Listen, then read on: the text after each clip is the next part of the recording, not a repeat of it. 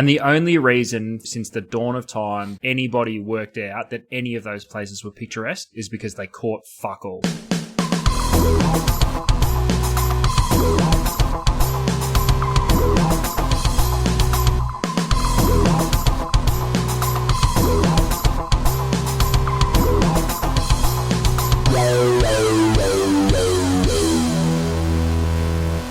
Hello everyone, welcome to The Deep Drop.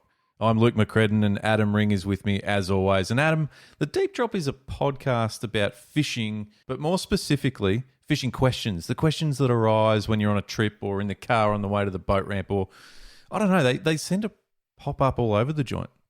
Yeah, Luke, you and I both do a bit of fishing. We both do a bit of fishing together, and we're both really good at talking shit. So we're basically primed to have a really funny and interesting podcast, I think. That's great. That's a great way to get stuck into it. Let's start straight away with some shit talking.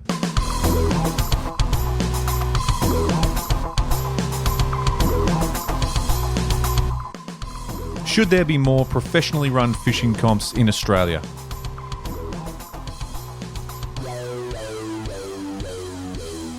This is a really interesting question, Luke, because I don't think there's any shortage of comps run around the place, whether it be in Victoria, whether it be all over the country. I think each region has plenty of competitions. Yep. It would be really cool, though, if some of the longer run local competitions were able to expand and turn it into an event. So I'd say down here forever, it was the Tea Tree Snapper Comp.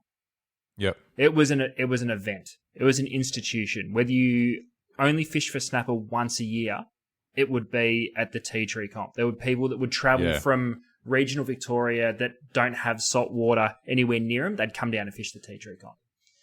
Yep. So I think more room for competitions like that, 100%. Yes, there needs to be more.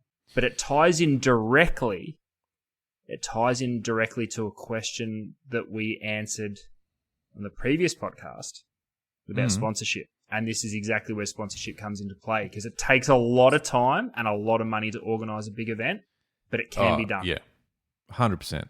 And there's some great examples of some of the comps that are around there. You mentioned the Tea Tree Snapper Comp here in Victoria. The ABT stuff around Australia is awesome. And it's big time and it's run so well. I've never been involved in it because I'm nowhere near that sort of level of capability of fishing. You and me both.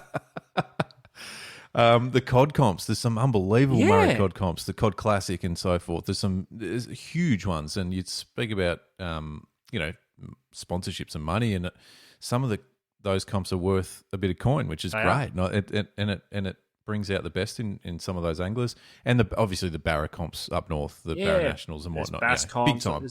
Heaps. And they've got lots of history ingrained in it too, which is really special. But I think for sure, and my level of comp fishing is the social comps that are probably more effort goes into what happens at the pub on the nights of the competition than and I don't want to take anything away from those organisations. They do a great competition, but yeah, look, it's more a social event, which I love, by the way. I'm all for social comps. Yeah. Now, they're all great, but I've had to think on this because I think, like you said, the more the merrier. I think, to a degree, like there's got to be a balance and you can't just fill the calendar with a comp every single day. That'd get a bit whatever.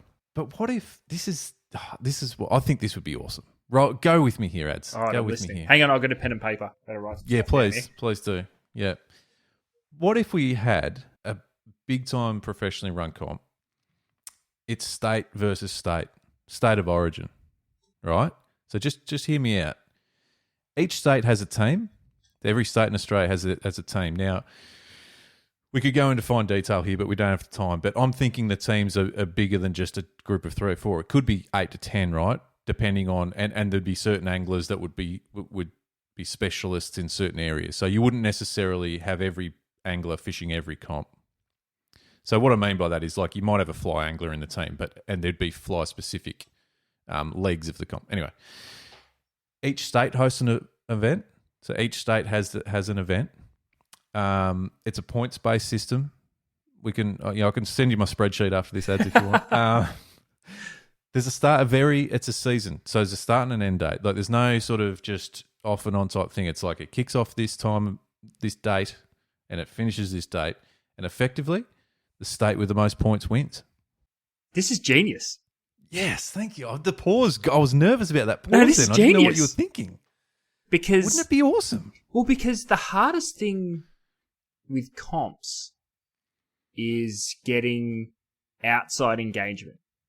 Yeah. But add the rivalry of state to state. Oh, can you imagine the banter? Mate. We have the rivalry there. There's already a natural rivalry. We saw it through COVID. Who had the biggest dickhead of a leader? You know, Yeah. there was that sort of thing going on, and whose state was in lockdowns the most and whatever. This is, but in all seriousness, though, there's codes of football that there's rivalries there and stuff like that.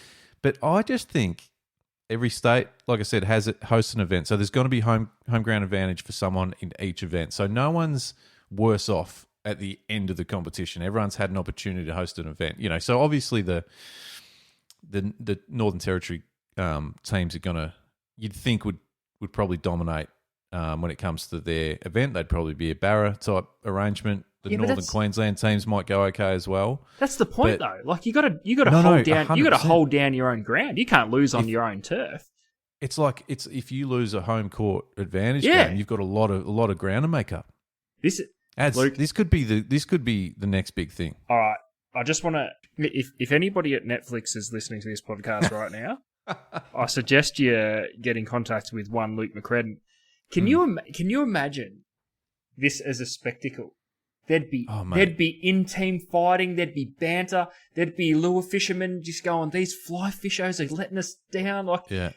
there'd be amazing comebacks. There'd be some old mate forgets the bung, and it's just a disaster from the start. There'd be triumphs. There'd be tears. There'd be be broken rods. There'd be seals. Yeah, and there wouldn't. And the thing is with this too, and obviously each state, it's left up to them to fund their thing. Their so team. Look, we've spoken about sponsorship, so their team would be funded, but it's not team this or team that. It is Victoria, it is New South Wales, it is Tasmania, it is Queensland, etc. So it's like, yep, they've got their sponsorships, whatever. That's to fund things, and that's how life works, right? Yeah, that's right. In the tournament scene, but they are very much angling and competing for their state.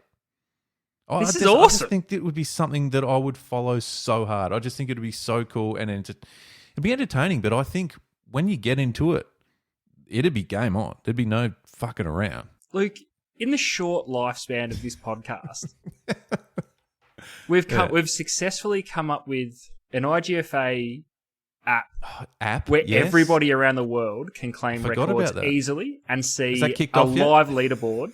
Now we've got a reality TV series, state to state. We are getting shit done on this podcast, Mate. Luke.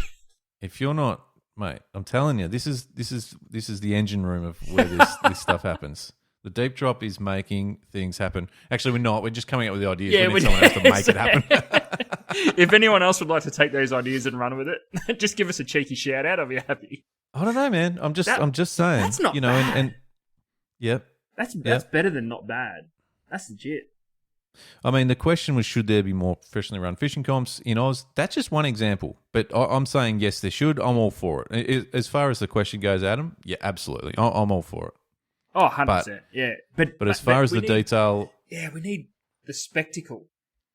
You know what I mean? Like, not just all the little comps around the country need to lead to, the pinnacle of Australia-wide fishing comps, which is competing for your state against other states.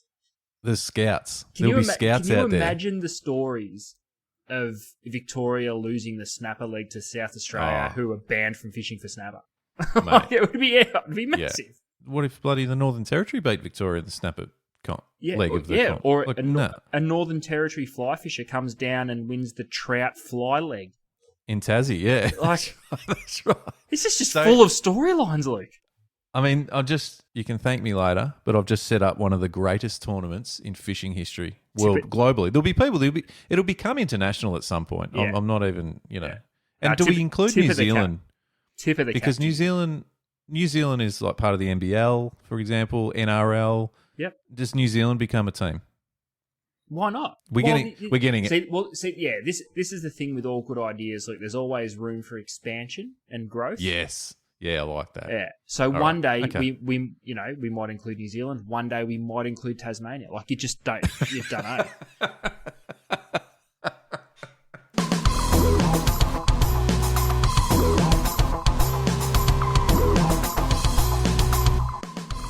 At what size does a pinky become a snapper?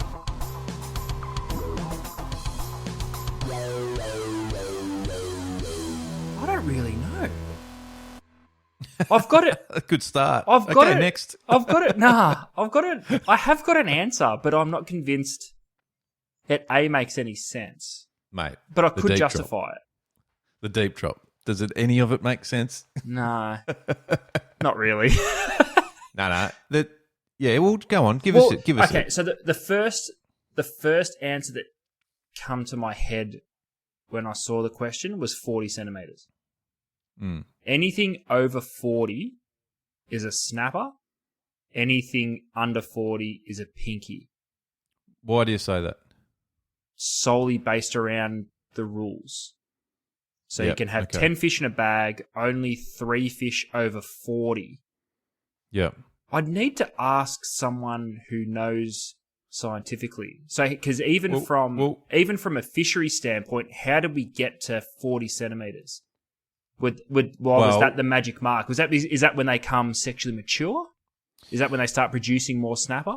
It's my understanding, because straight away when I read this question, I thought like a juvenile snapper is classed as a pinky.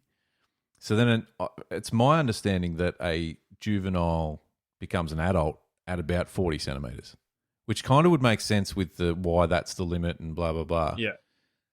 So if a juvenile is a pinky and becomes an adult is a snapper, yeah? Like I'm just sort of spitballing here, but so I think I'm kind of with you. I think 40 centimeters, yeah, I think that's what I'm sitting on. Yeah. This is purely based off you and I just coming. Right. It feels right. It feels right. I don't know.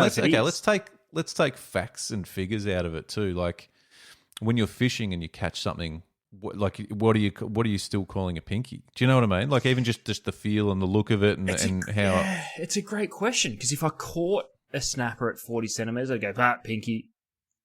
Yeah. But So I think everyone would be different though, because I think that you've probably caught a million snapper in your day. There might be someone who catches a 40 and could be a PB. They've been fishing for a year or two. That would be going snapper, bang. yeah, Which could be right. So I'm going to stick with 40.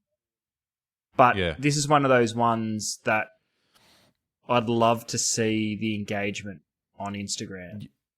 yeah, Because- well, I mean, we've done a Because size thing I before. could be convinced otherwise. Well, we've done a size thing before where we spoke about barrel tuna. Yes. is 100 kilos Yeah, a barrel. but Now, that a was easy, nickname. Luke. That's a nick. Yeah, but we still had some feedback about it. That wasn't. I guess that difference is that's a nickname. Oh, and a pinky's a nickname too, I suppose. But it's more based around the fact that it's juvenile. A pinky is a juvenile snapper, and But so see, with the tuna one, the only people that said that 100 kilos wasn't a barrel are those that haven't caught 100 kilo tuna. I'm still claiming that a 15 kilo tuna is a barrel. I've caught heaps of them. I've caught heaps of barrels, mate. Ask me about barrels. I've caught heaps. Yeah, I think I'm. Well, I think I'm what going to about- need some crowd participation on this one. Yeah. Let's get a show of hands from the crowd out there and give us your thoughts about what do you class as a pinky when you're out fishing, snapper fishing, and you catch one. And what are you saying is still a pinky? But then at what point do you think that's a decent Yeah, snapper? and you don't even need to leave an explanation. Just give a measurement or a kilo mark. Like just comment 40 centimeters, 50 centimeters, 3.5 kilos. I don't know. What roughly does a 40 centimeter pinky weigh? Do you reckon? Well, it depends if you put lead weights in it. I think that I think it could be 10 kilos. Could be. No, I don't know. It wouldn't be. Wouldn't be much. 40 centimeters wouldn't be much. I wouldn't have thought so. But it's probably more. I'm looking for more a length. I think would be easy to understand. If you've got a true. bit of an idea for us out there in Instagram land. Love to hear it.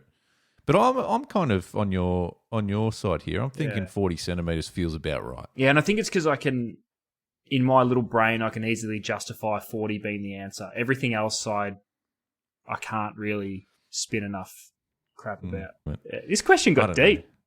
know. Yeah, I'm going to have to pour a hard scotch before I Yeah. tangle this one again. I'm going to say 40. I'm going to lock it Yep. in. Okay, let's say 40. Let's say Yeah, 40. I'll lock the it deep in. drop says 40. Convince me otherwise.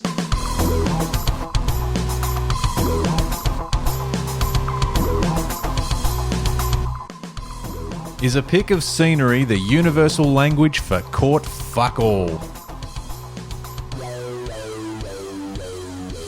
Oh, this is another cracker. I love this. Ads, I think we're all guilty of it. I'll just start by saying that. We've all Yes. done the old shot of the outboard motors with the sunset in the background or something similar. Yeah. And look, I think if that shot, and I'm going to refer directly to social media here. If that shot is posted or sent to a group of mates or whatever it is solely on its own, with nothing else, no fishing related pictures, then yeah, 100%. You've caught fuck all, Yeah. and you've just done a scenery shot and said, "Had a great day though." Yeah. Catching a fish is just a bonus, I guess. Oh no, yeah, It definitely is the sign of I donutted today. And donutted hard. we have all around Australia some unbelievable coastline. We've got some islands. We've got incredible inland rivers and lakes, and some, like, in all honesty, some brilliant scenic, picturesque places that I love seeing photos of, taking photos of, doing all that. But if that's all that you're sharing at the end of a day out or a trip, yeah, you've caught nothing. Yeah. And the only reason since the dawn of time that anybody worked out that any of those places were picturesque is because they caught fuck all.